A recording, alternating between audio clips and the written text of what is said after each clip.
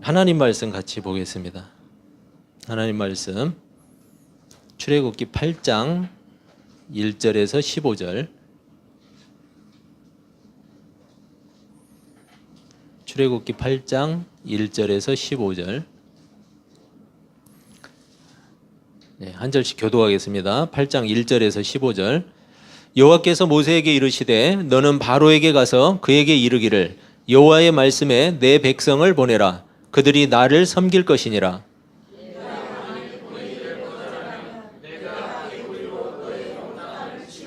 개구리가 나일강에서 무수히 생기고 올라와서 내 궁과 내 침실과 내 침상위와 내 신하의 집과 내 백성과 내 화덕과 내 떡반죽 그릇에 들어갈 것이며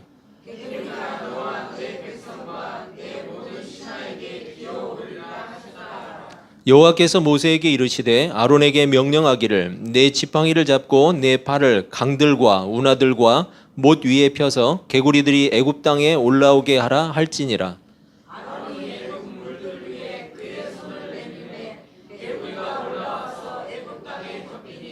요술사들도 자기 요술대로 그와 같이 행하여 개구리가 애굽 땅에 올라오게 하였더라.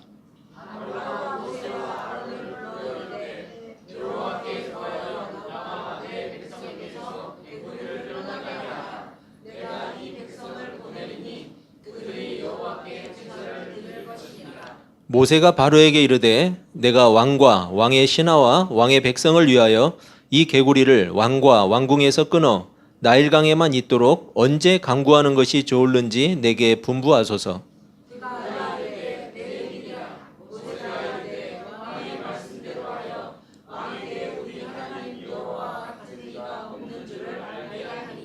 개구리가 왕과 왕궁과 왕의 신하와 왕의 백성을 떠나서 나일강에만 있으리이다 하고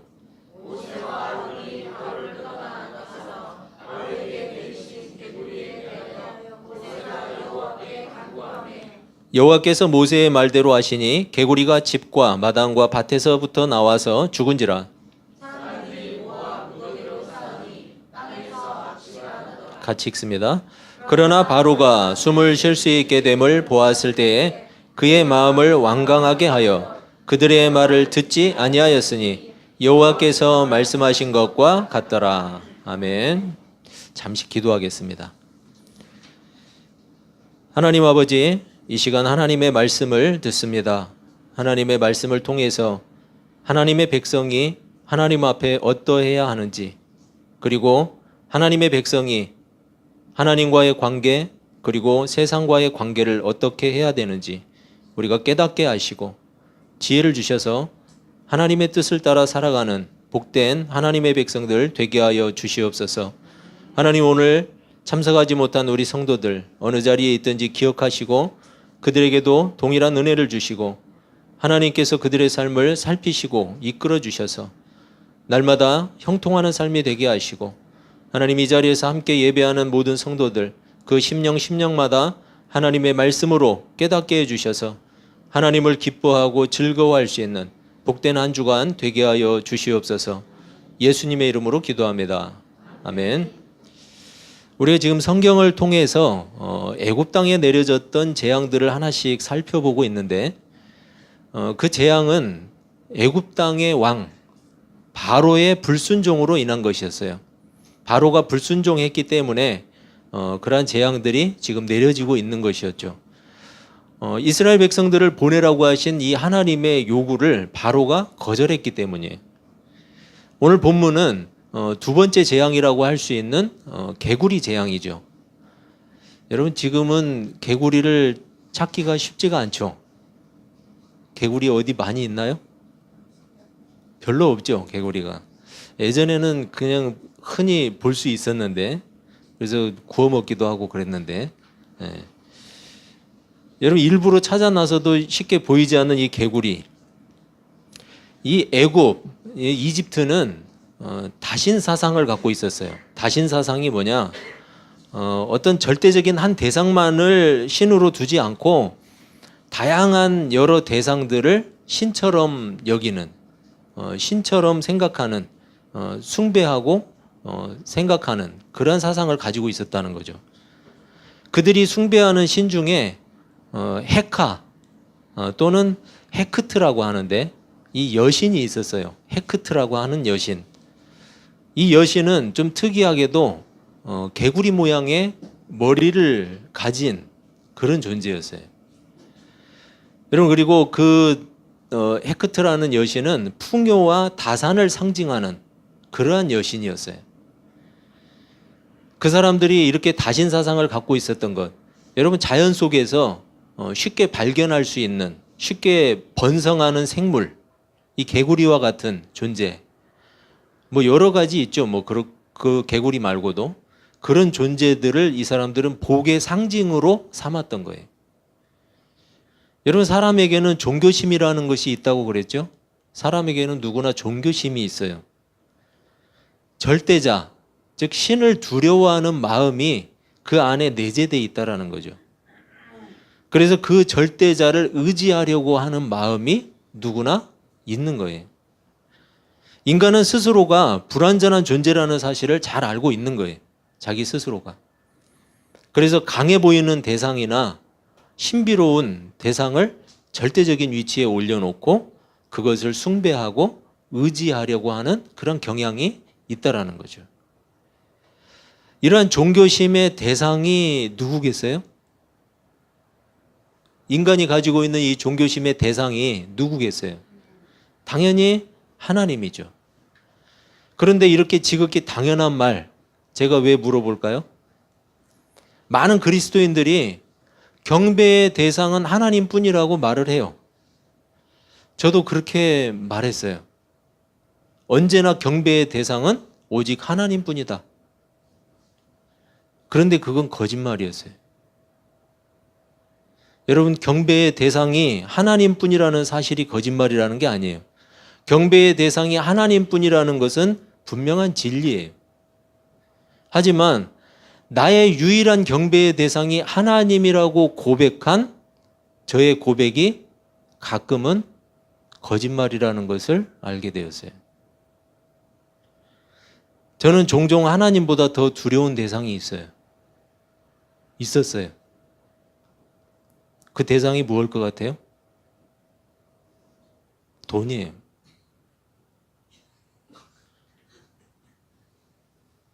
여러분은 안 그래요? 여러분, 말로는 쉬워요.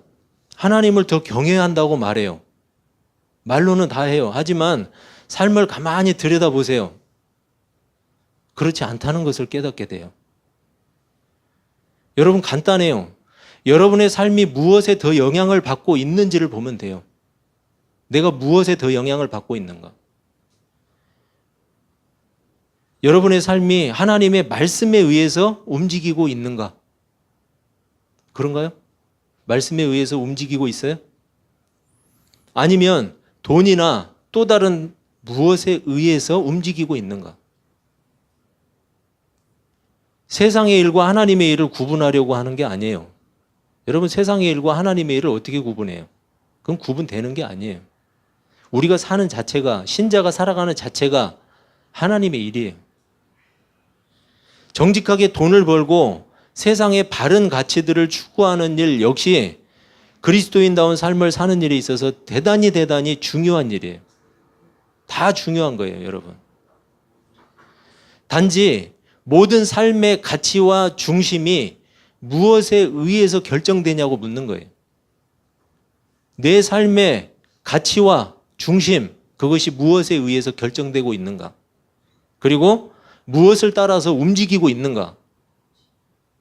그걸 살펴보자는 거예요.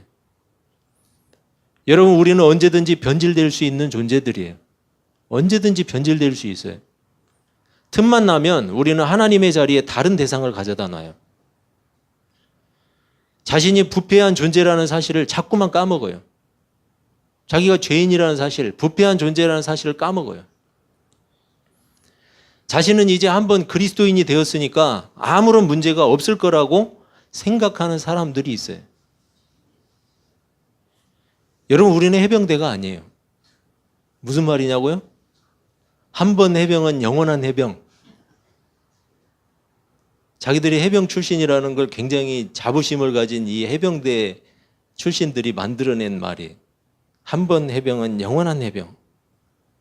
그만큼 자부심을 갖는다는 거겠죠?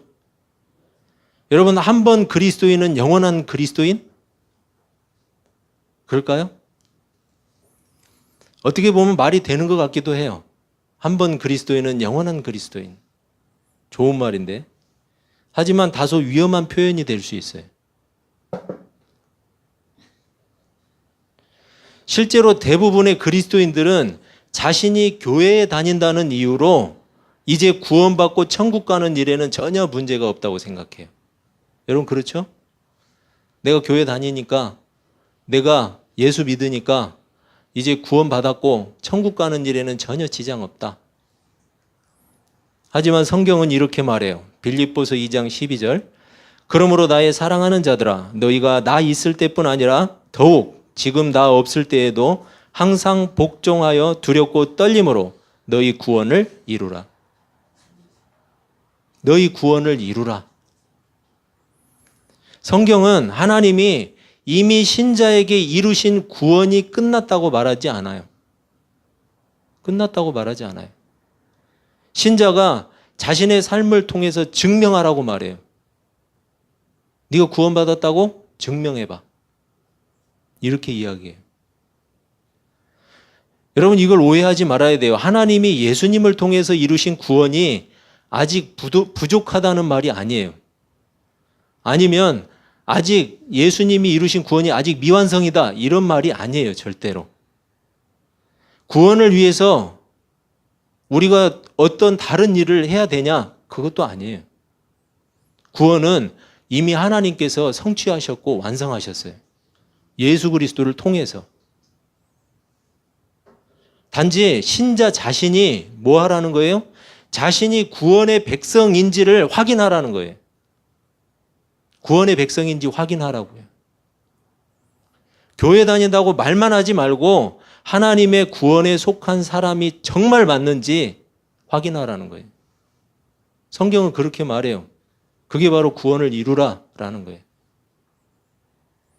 어떻게 확인하라고 그랬죠? 네, 두렵고 떨림으로인데 무엇으로 확인할까요? 열매로. 오늘 본문에 비추어 보면 열매가 무엇이겠어요? 내 삶이 무엇에 영향받고 있는가? 여러분의 삶은 무엇에 영향을 받고 살고 있는가? 나는 무엇에 영향을 받고 있는가? 무엇에 의해서 내 삶이 움직이고 있는가? 무엇에 의해서 움직여요? 정직하게 나는 누구를 의지하고 있는가? 무엇을 의지하고 있는가? 내 삶의 최고 가치와 중심은 무엇인가? 잘못된 것을 알았을 때 하나님께 돌이키고 있는가? 여러분 이런 것들이 열매 아니에요? 이런 것들이 열매예요. 하나님의 말씀을 배우고 깨달아야 하는 이유가 분명한 것이죠. 신자는 열매를 추구해야 하는데 하나님의 말씀이 그 열매에 대해서 말하고 있기 때문이에요. 열매에 대해서 말해요. 하나님은 바로 왕과 애굽 사람들을 지금 뭐 하고 있냐면 학습시키고 있어요. 공부시키고 있다고요. 여러 가지 재앙들을 통해서 애굽 땅에 하나님을 알리고 계시는 거예요. 여호와 하나님을. 복을 구해야 할 참 신이 누구인가? 그들에게. 너희들이 복을 구해야 될 진짜 참 신이 누구인가? 지켜보라는 거예요. 누가 경배의 대상인가? 이 세상 만물을 주관하시고 다스리시는 분이 누구인지 보라는 거예요. 하나님이 애굽 사람들을 학습시키고 있어요.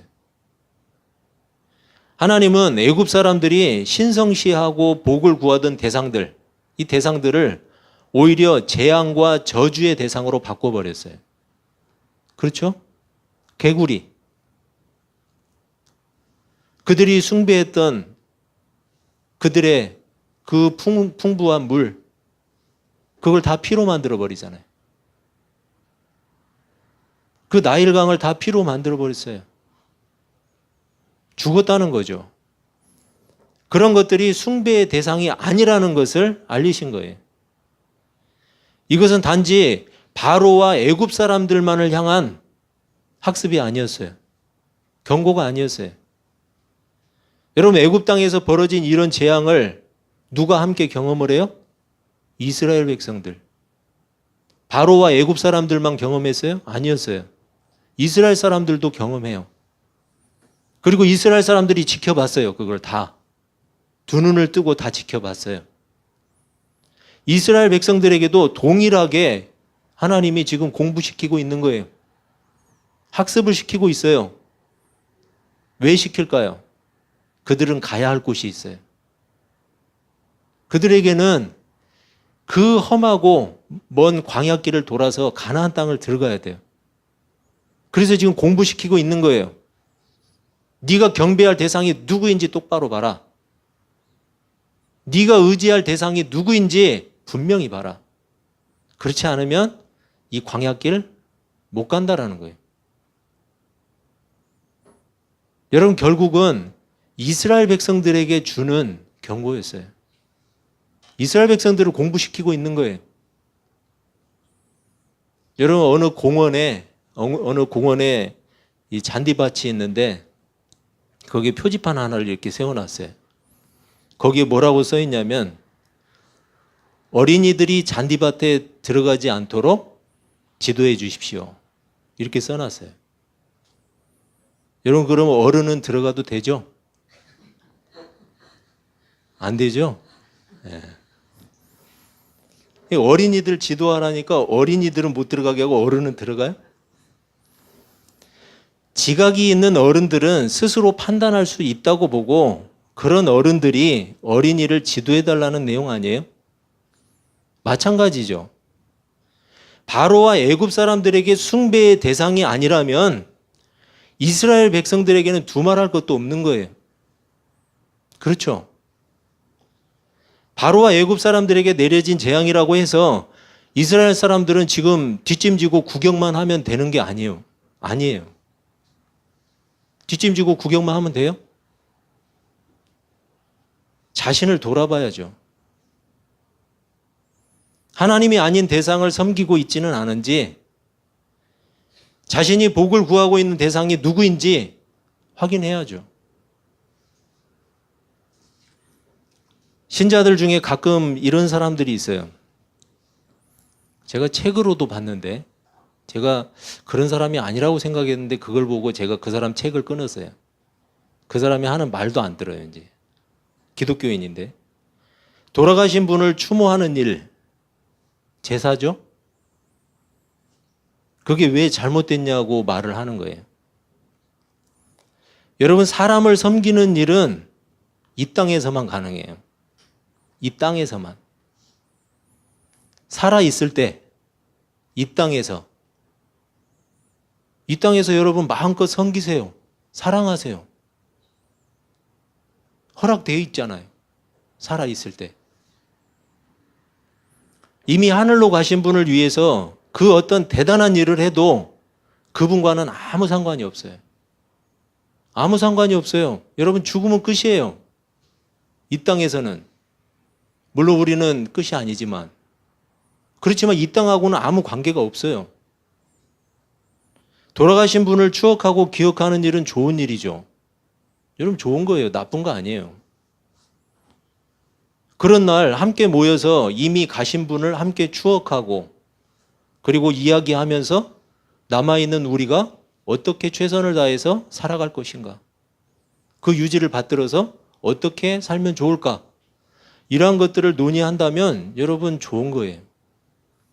그리고 서로의 소중함, 우리가 지금 살아있는 내 주변에 주위에 있는 사람들, 이러한 사람들의 소중함을 생각하는 계기로 삼는다면 정말 좋은 거예요. 하지만 여러분, 이미 섬길 수 있는 기회는 사라졌어요. 이미 가신 분은 섬길 수 있는 기회가 사라졌어요. 더구나 숭배의 대상이 아닌 대상을 숭배하는 일은 이미 가신 분의 명예를 훼손하는 거예요. 여러분, 그렇게 생각 안 해보세요? 숭배의 대상이 아닌 존재를 숭배의 대상으로 놓고 이 땅에서 숭배하는 것. 여러분, 이거 가신 분에 대한 불명예예요, 불명예. 그분은 이미 하늘나라 가셨는데. 여러분, 이 땅에 있을 때 서로 잘하시기 바랍니다. 살아있을 때. 살아있을 때 잘하면 돼요. 우리는 살아있을 때 최선을 다해서 잘해도 다 못해요. 여러분, 서로 바라보면서 있을 때 잘합시다. 네. 여러분, 있을 때 잘해야 돼요. 가시고 나면 잘하고 싶어도 기회가 없어요. 여러분 다 알잖아요.